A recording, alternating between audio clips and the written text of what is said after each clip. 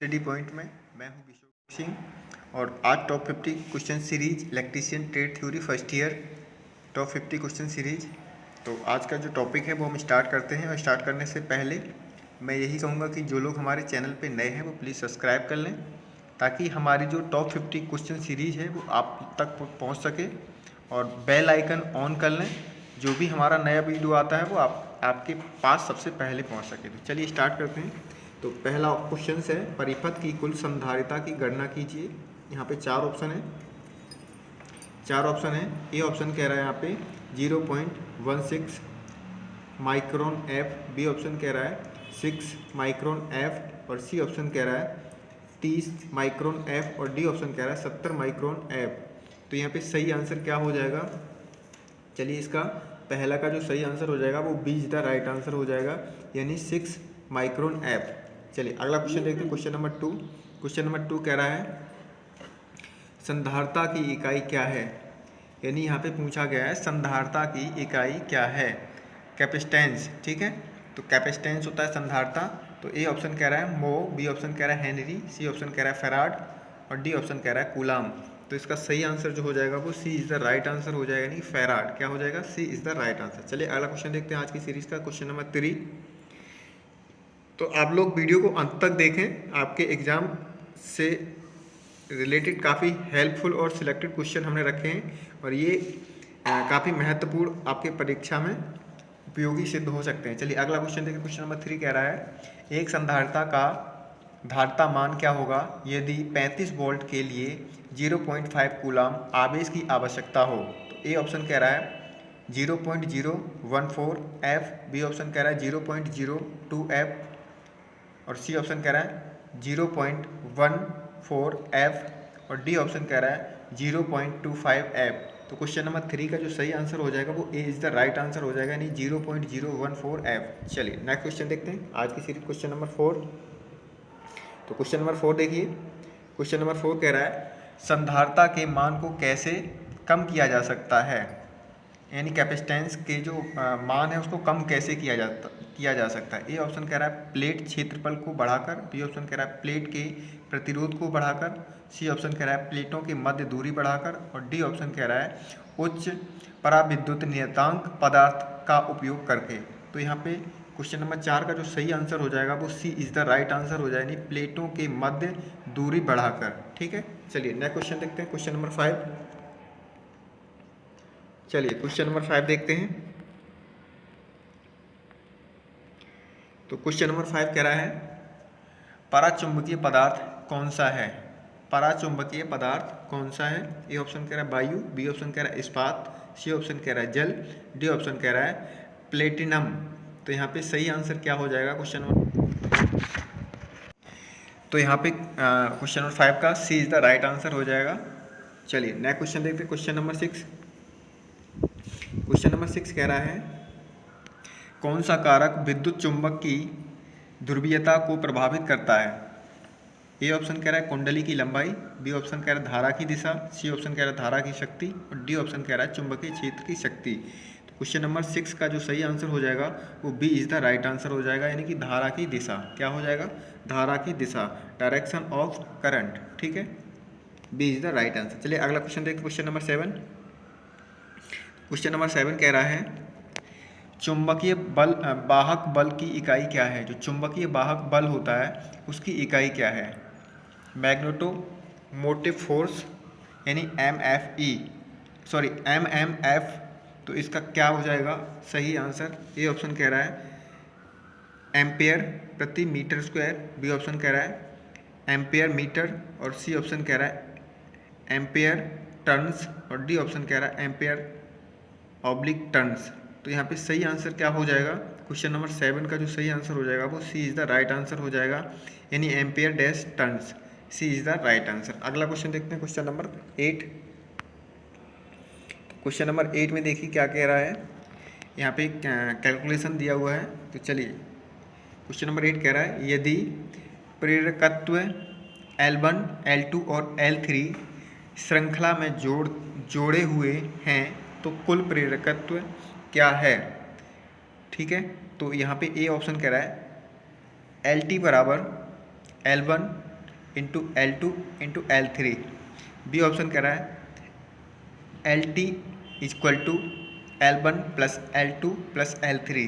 सी option कह रहा है LT equal to 1/L1 plus 1/L2 plus 1/L3। और डी ऑप्शन कह रहा है LT equal to 1/L1 plus L2 plus L3।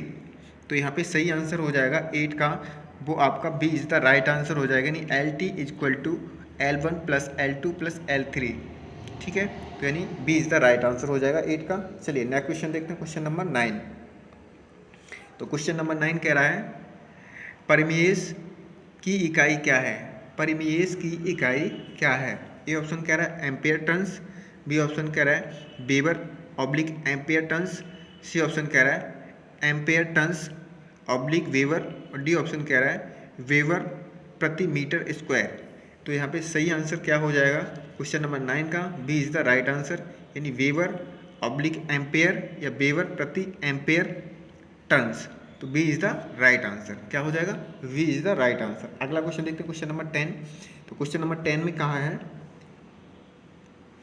परिनालिका, question number 10 पूरा यहाँ पे दिया हुआ है।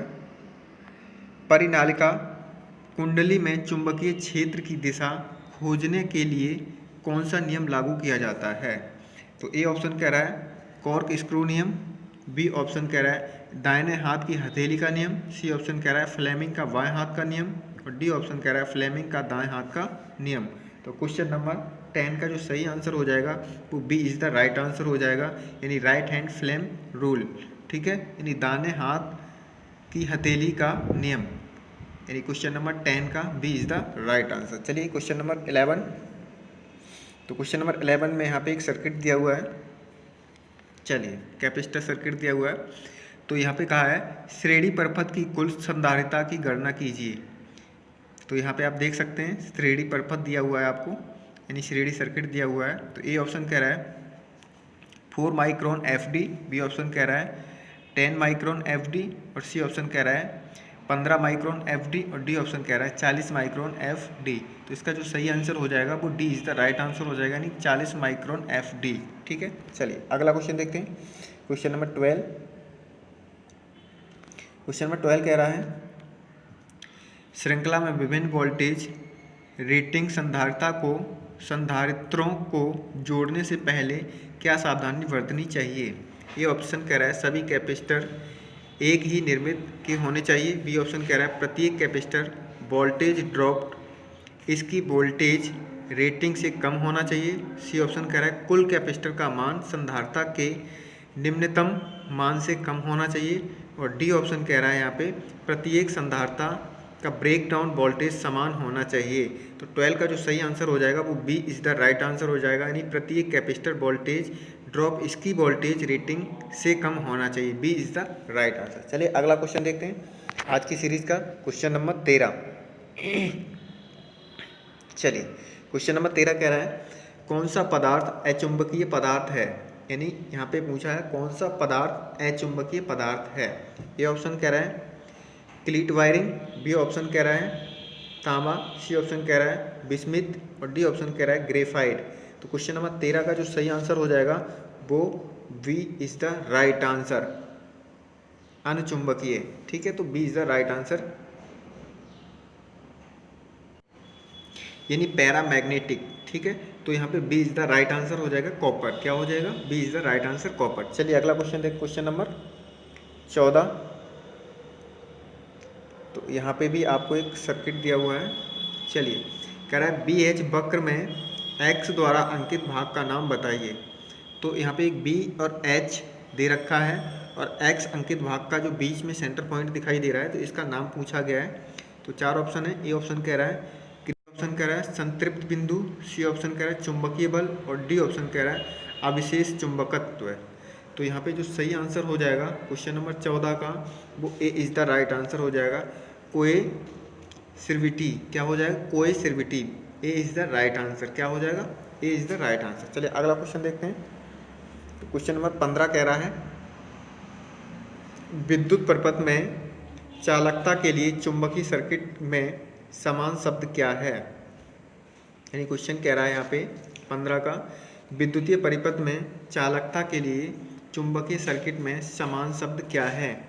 ए ऑप्शन कह रहा है रिलेक्टिविटी, बी ऑप्शन कह रहा है परमिएस और सी ऑप्शन कह रहा है रिलेक्टेंस। जो सही आंसर हो जाएगा 15 का B is the right answer हो जाएगा। क्या? Permeance, B is the right answer. अगला क्वेश्चन देखते हैं, क्वेश्चन नंबर 16। क्वेश्चन नंबर 16 कह रहा है रिलेक्टेंस की इकाई क्या है? यानी रिलेक्टेंस की इकाई क्या है? ए ऑप्शन कह रहा है वेबर प्रति मीटर स्क्वायर, बी ऑप्शन कह रहा है वेबर प्रति मीटर, सी ऑप्शन कह रहा है एम्पेयर टन्स प्रति वेबर और डी ऑप्शन कह रहा है एम्पेयर टन्स प्रति वेबर स्क्वायर। तो यहाँ पे जो सही आंसर हो जाएगा तो वो क्या हो जाएगा? क्वेश्चन नंबर 16 का सी इज़ द राइट आंसर हो जाएगा, यानी एम्पेयर टन्स प्रति वेबर। ठीक है, अगला क्वेश्चन देखते हैं, क्वेश्चन नंबर 17।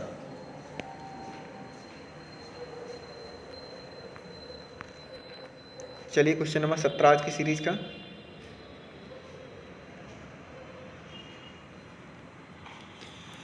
क्वेश्चन नंबर 17 कह रहा है यदि विद्युत आवेश Q है और वोल्टेज V है तो संधारिता C की सही अभिव्यक्ति क्या है? ए ऑप्शन कह रहा है C इक्वल टू और बी ऑप्शन कह रहा है C इक्वल टू V/Q और सी ऑप्शन कह रहा है C इक्वल टू VQ और डी ऑप्शन कह रहा है यहाँ पे C इक्वल टू √VQ। तो इसका सही जो आंसर हो जाएगा क्वेश्चन नंबर 17 का a is the right answer हो जाएगा, यानी C equal to Q/V। C is the sorry a is the right answer. चलिए अगला क्वेश्चन देखिए, क्वेश्चन नंबर 18। क्वेश्चन नंबर 18 देखिए, क्वेश्चन नंबर 18 कह रहा है आप एक विद्युत चुंबक की खींचने की ताकत कैसे बढ़ा सकते हैं? यानी जो विद्युत चुंबक होती है उसकी खींचने की जो ताकत होती है, पावर होती है, उसको कैसे बढ़ाया जा सकता है? ए ऑप्शन कह रहा है क्षेत्र की तीव्रता बढ़ाएं, बी ऑप्शन कह रहा है कुंडली में करंट कम करें और सी ऑप्शन कह रहा है कुंडली में घुमावों की संख्या कम करें और डी ऑप्शन कह रहा है पदार्थ के BH वक्र को बढ़ाएं। तो यहाँ पे 18 का जो सही आंसर हो जाएगा वो इज द राइट आंसर हो जाएगा, यानी क्षेत्र की तीव्रता बढ़ाएं। चलिए अगला क्वेश्चन देखते हैं, क्वेश्चन नंबर 19। क्वेश्चन नंबर 19 कह रहा है फ्लक्स घनत्व हमेशा चुंबकीय बल से पीछे रहता है जिसको परिभाषित करता है। ए ऑप्शन कह रहा है हिस्टेरेसिस,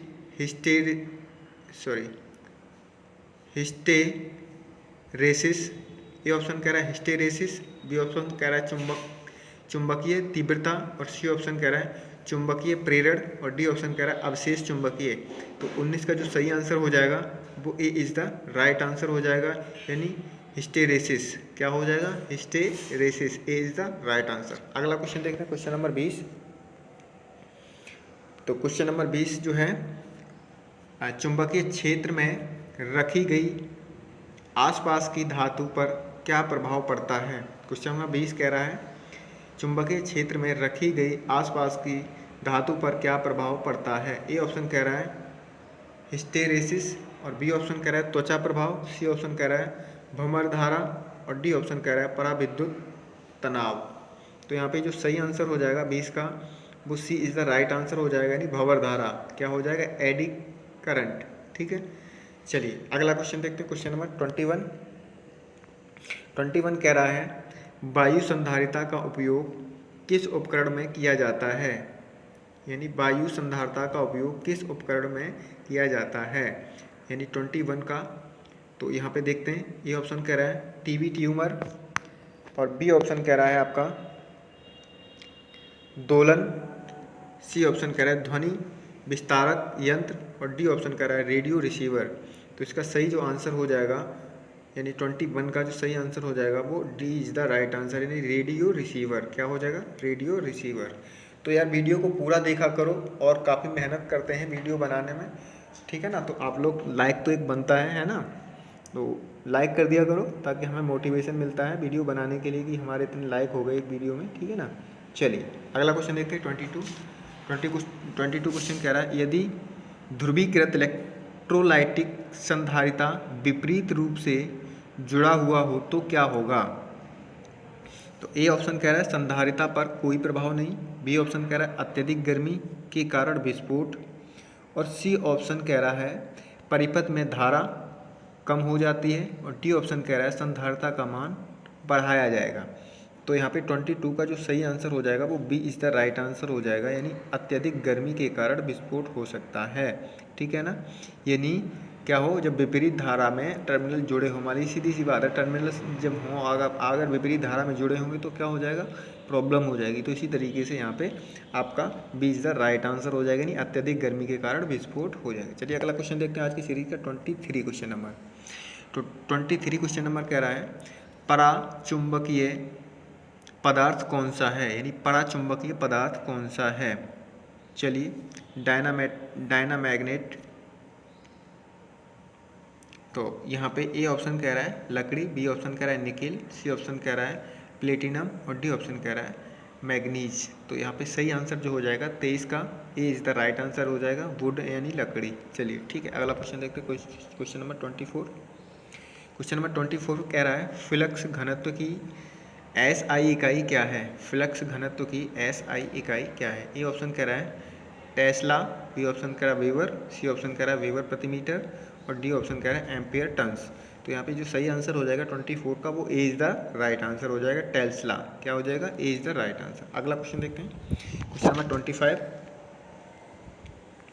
चलिए क्वेश्चन नंबर 25 कह रहा है पदार्थ का बी एच वक्र हिस्टेरिसिस लूप के आकार क्या दर्शाता है। ए ऑप्शन कह रहा है पदार्थ का रिलेक्टेंस, बी ऑप्शन कह रहा है पदार्थ के क्षेत्र की तीव्रता, और सी ऑप्शन कह रहा है पदार्थ की चुंबकीय विशेषताएं, और डी ऑप्शन कह रहा है चुंबकीय सामग्री की शक्ति खींचना। तो 25 का जो सही आंसर हो जाएगा वो आपका सी इज़ द राइट आंसर हो जाएगा, यानी पदार्थ की चुंबकीय विशेषताएं। ठीक है, अगला क्वेश्चन देखते हैं 26।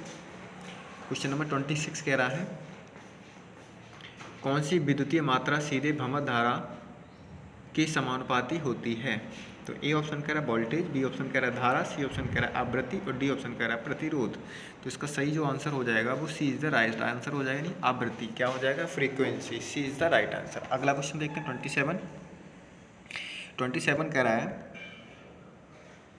परमिएबिलिटी के परिवर्तित होने का क्या कारण है। परमिएबिलिटी के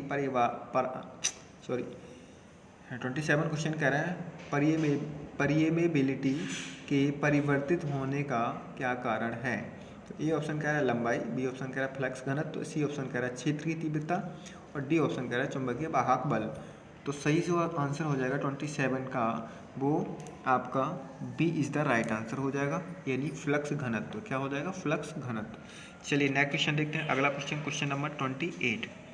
तो 28 कह रहा है किस प्रकार की संधारिता आंतरिक इलेक्ट्रॉनिक्स के लिए उपयोगी किया जाता है। ए ऑप्शन कह रहा है प्लास्टिक फिल्म प्रकार, और बी ऑप्शन कह रहा है रिसेमिक डिस्क प्रकार, और सी ऑप्शन कह रहा है इलेक्ट्रोलाइटिक एल्युमिनियम प्रकार, और डी ऑप्शन का जो सही आंसर हो जाएगा 28 का D is the right answer, यानी इलेक्ट्रोलाइटिक टैटलम प्रकार। D is the right answer. अगला क्वेश्चन देखते हैं, क्वेश्चन नंबर 29। क्वेश्चन नंबर 29 कह रहा है इलेक्ट्रोलाइटिक संधारिता का प्रभाव क्या होता है अगर खुला परिपथ दोष होता है। तो ए ऑप्शन कह रहा है यह कार्य नहीं करेगा, बी ऑप्शन कह रहा है यह एक बार में फट जाएगा, सी ऑप्शन कह रहा है यह लीक हो जाएगा, और डी ऑप्शन कह रहा है यह सामान्य रूप से कार्य करेगा। तो 29 का जो सही आंसर हो जाएगा वो A is the right answer हो जाएगा, यानी यह कार्य नहीं करेगा। ठीक है, चलिए नेक्स्ट क्वेश्चन देखते हैं, क्वेश्चन नंबर 30। तो क्वेश्चन नंबर 30 कह रहा है यदि संधारिता में प्लेटों की दूरी कम हो जाती है तो धारिता के मान में क्या परिवर्तन होगा। ए ऑप्शन कह रहा है शून्य हो जाएगा, बी ऑप्शन कह रहा है समान रहेगा, सी ऑप्शन कह रहा है कम होगा, और डी ऑप्शन कह रहा है बढ़ेगा।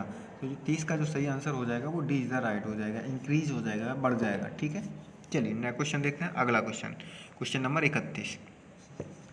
क्वेश्चन नंबर 31 कह रहा है चुंबक की कौन सी विशेषता दर्शाई गई है। यहाँ पे एक मैग्नेट दिया हुआ है, और यहाँ पे आपको एक एन पोल है और एक साउथ पोल है। तो यहाँ पे बीच में आपको एक निशान बना हुआ है, तो यहाँ पे आपको इसमें चुंबक की विशेषता पूछी गई है, तो ये कौन सी विशेषता है, ठीक है। तो ए ऑप्शन कह रहा है दिशीय विशेषता, बी ऑप्शन कह रहा है प्रेरण विशेषता, सी ऑप्शन कह रहा है संतृप्त विशेषता और डी ऑप्शन कह रहा है ध्रुव मौजूद विशेषता।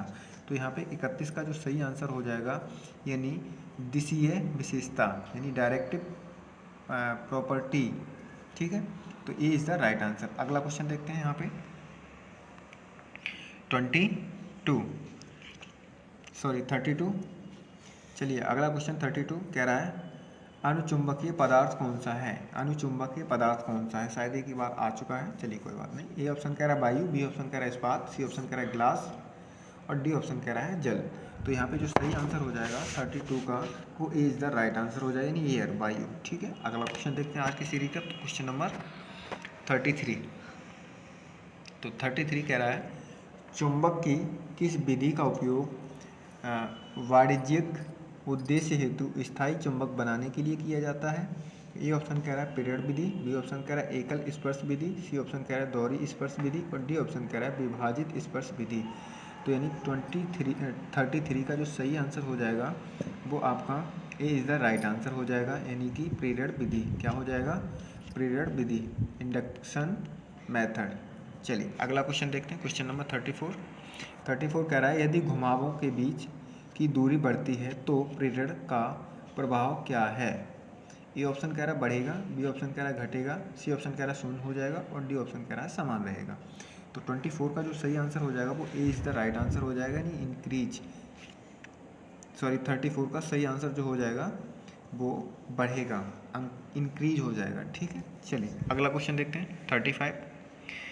तो उम्मीद करते हैं आप लोग वीडियो को अंत तक देखते होंगे हमारे साथ और आप लोग अपने कमेंट में ज़रूर बताएं कि किस तरीके का हमारा जो प्रयास है वो कैसा लग रहा है आप लोगों को, क्योंकि मैं प्रयास कर रहा हूँ आप लोगों के साथ और एक अपना परिवार है। जो संस्थान के जो छात्र हैं और जो हमारे जितने भी लोग जुड़ते हैं वो हमारे एक परिवार की तरह रहेंगे, एक हमारे मित्र की तरह रहेंगे। तो हमारे चैनल को प्लीज़ सपोर्ट करें, ठीक है। चलिए क्वेश्चन नंबर 35 कह रहा है संधारिता में पराविद्युतीय कुचालक का कार्य क्या है। ये ऑप्शन कह रहा है संधारिता की ताकत बढ़ाता है, बी ऑप्शन कह रहा है प्लेटों के बीच किसी भी धारा प्रवाह को रोकता है, सी ऑप्शन कह रहा है प्लेटों के बीच लघुपथन से बचाता है और डी ऑप्शन कह रहा है संधारिता में आवेश के लंबे समय तक रखने में मदद करता है। तो 35 का जो सही आंसर हो जाएगा वो B is the right answer हो जाएगा यानी प्लेटों के बीच किसी भी धारा प्रवाह को रोकता है, ठीक है। अगला क्वेश्चन देखते हैं। तो क्वेश्चन नंबर 36 ये ऑप्शन कह रहा है क्वेश्चन नंबर 36 कह रहा है संधारिता में धारिता का मान किस कारक के द्वारा निर्धारित हो रहा है। ये ऑप्शन कह रहा है प्लेटों का क्षेत्रफल, बी ऑप्शन कह रहा है प्लेटों का आकार, सी ऑप्शन कह रहा है प्लेटों का पदार्थ और डी ऑप्शन कह रहा है प्लेटों की मोटाई। तो 36 का जो सही आंसर हो जाएगा वो A is the right answer हो जाएगा यानी प्लेटों का क्षेत्रफल, ए इज़ द राइट आंसर। चलिए अगला क्वेश्चन देखते हैं आज की सीरीज का ये अगला क्वेश्चन नंबर 37। तो क्वेश्चन नंबर 37 आरएफ युग्मन सर्किट में किस प्रकार की संधारिता का उपयोग किया जाता है। 4 ऑप्शन है। ए ऑप्शन कह रहा है फाइलिन। तो यहाँ पे जो सही आंसर हो जाएगा क्वेश्चन नंबर 37 का b is the right answer हो जाएगा यानी monolithic, b is the right answer हो जाएगा। चलिए आज की सीरीज़ का अगला क्वेश्चन देखते हैं। शायद मेरे ख्याल से आज की क्वेश्चन सीरीज में 37 क्वेश्चन है। चलिए ठीक है, कोई बात नहीं, मिलते हैं नेक्स्ट वीडियो में। तब तक के लिए धन्यवाद और वीडियो को अंत तक देखें। प्लीज़ शेयर और सब्सक्राइब जरूर करें और अपना स्कोर कमेंट बॉक्स में हमें ज़रूर बताएं।